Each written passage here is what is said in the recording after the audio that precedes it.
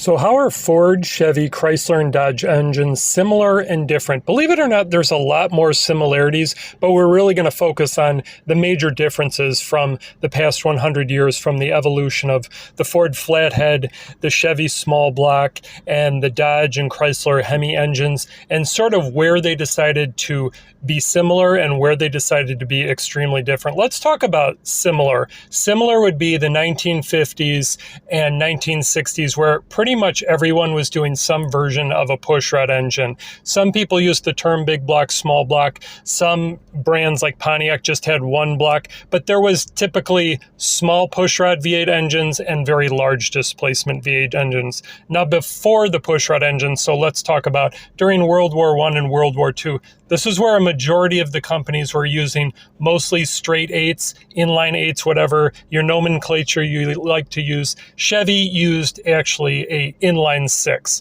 or a straight six engine.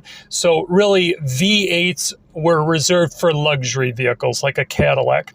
And ironically enough, during World War I and World War II, the most successful fighter planes on both sides were actually single overhead cam, which is what leads me to my next topic, is when the government got a little more strict with fuel economy regulations, this is where cylinder head design or displacement really became a factor. Now with General Motors, they decided to stick pretty much to pushrod engines, just going to six-cylinder pushrod engines and V8 pushrod engines. It was really Chrysler and Ford which sort of decided to play around with the cylinder head design. So single overhead cam mainly became mainstream in the 1970s. Ford developed the SOHC cammer for NASCAR, but as we all know the story, it was really only used in drag racing. So the Pinto engine was Ford's first economy car, single overhead cam, not coincidentally enough.